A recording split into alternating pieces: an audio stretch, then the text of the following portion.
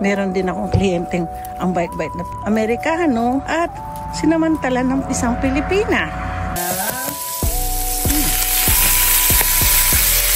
Dadalhin ko na sa aking hobby, coffee. He cannot drink anything without coffee.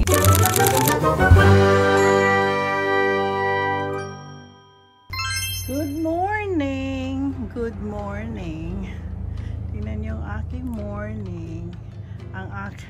Today, my husband is requesting for a nice breakfast, which is spinach. So ngayon, I'm going to pick up some fresh spinach sa garden ko. Ito na po ang aking, ang laki ng aking parsley. Naku, kailangan maputol to. Puputulan ko. Tingnan mo, laki ng parsley. Ito, daming ano. Ayan po yung aking, lagay ko muna sila dyan. Puputulin ko talaga ito kasi pasaway oh. Ay, kukuha pala ako, dalagyan ko ng parsley ng aking breakfast. Yan. So tingnan nyo. Ang dami ko. Tingnan mo, diba? Kanina hindi maganda.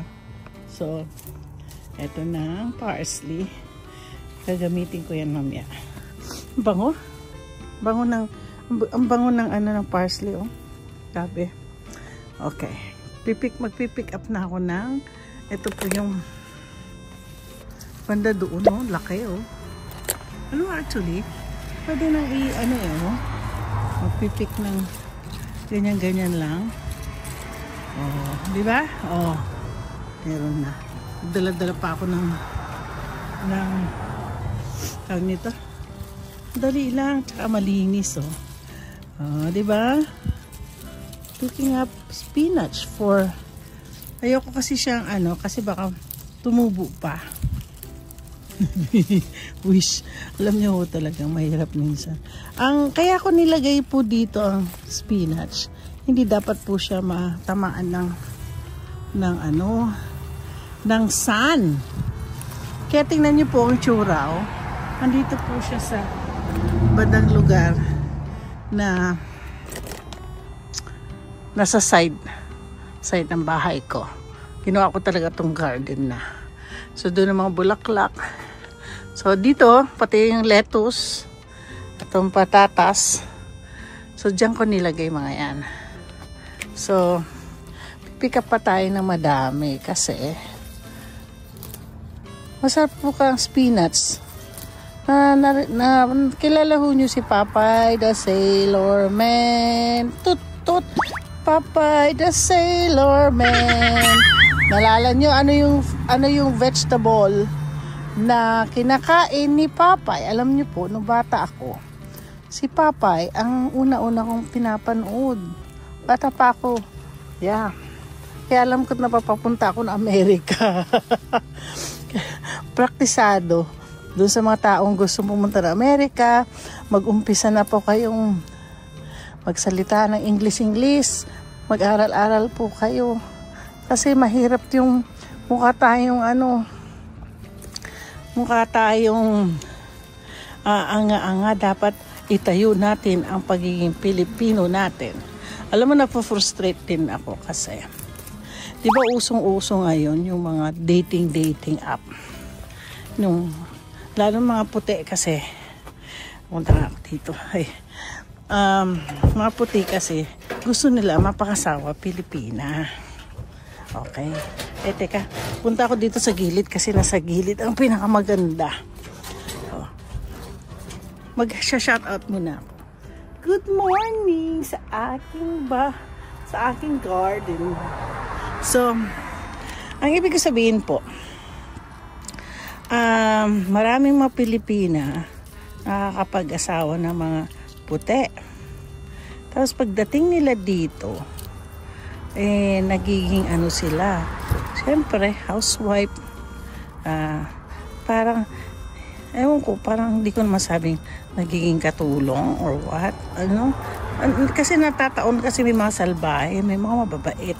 Meron din akong kliyenteng ang bait-bait na Amerikano at sinamantala ng isang Pilipina. Pero hindi rin naman siya nag-stop kasi alam niya kung gaano mag-take care ang mga Filipino wives, no? Kaya lang napofrustrate ako dun sa mga taong nag-aasawa ng mga puti na hindi marunong mag-English. Kasi number 1 po sa relationship is communication. Okay? Asawa ko puti. Communication. Kasi po, sa totoo lang, ay nahulog. Sa totoo lang, ang mga puti, napofrustrate sila pag hindi nyo po naiintindihan ang mga sinasabi na yung gusto nila. Yun. Kaya kayo, kung gusto nyo, dahil gusto nyo pumunta sa Amerika, mag-asawa kayo ng mag-asawa kayo ng mga puti. So, yun, konti lang na harvest ko. Kasi maiba kasi konti lang. Total asawa ko lang naman ang magkakain. Anyway, nakachismis na ako sa inyo habang ako nagpipik ng aking O sige, lulutuin natin tong. Okay, so I'm making scrambled egg. Because this is not an omelette. This morning, I told you that I'm gonna do an omelette. No, it's not gonna omelette. He requested that I have to set aside the spinach. So, I'm gonna cook those one and a scrambled eggs. We'll see. So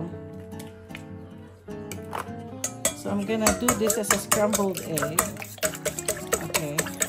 But I have to cook those 3. I have the bacon and the onions and the spinach.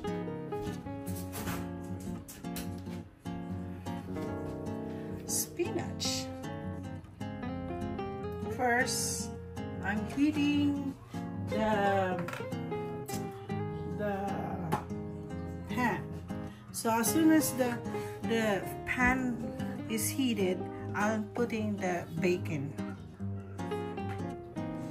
So let's put the bacon.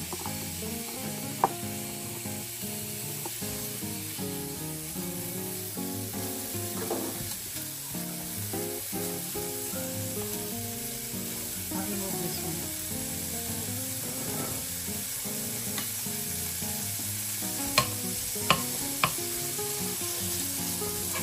Bacon first. You just have to make it like toasted. So it's already toasted. Then I'll put a little bit of onions because onions has flavor. Okay. And yeah. And then since I'm lazy to mince garlic, I'll put already a little bit of garlic. A little bit. And to make it more flavorful, I put seasoning.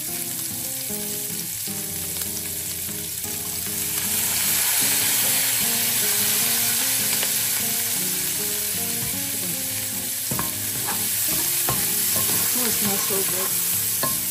Yeah. Then I'll put the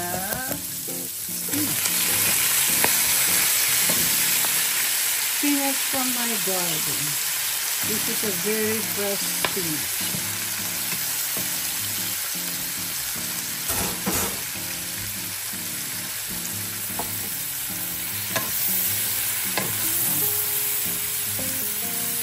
It's easy to cook the spinach. This is just a meat. Okay. So I set aside this one. Now I'm using the avocado oil. I've been using avocado oil ever since. Avocado oil and peanut oil, anything that's organic, plant-based. So I'm making a scrambled egg. Okay, just a scrambled egg. Mainit na ba? Mainit na. I hope it tastes mainit. Easy to cook when the oil is ready. Ayan. Scramble lang naman to, simple. There's no specialty on it. Kaya kung ginaganto kasi yung flavor ng bacon nandito pa. Okay. Oh, honey, you want chive? There's chive in the garden. It's already late. I'm already cooking it. Asawa ko talaga, oh. His husband wants a chive, so I went to the garden. May bulak-bulak pa yung chives ko. This is all his wishes. So, this is the breakfast that he requested. So, honey.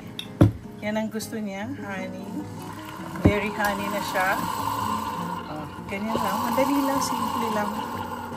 So, ready for breakfast.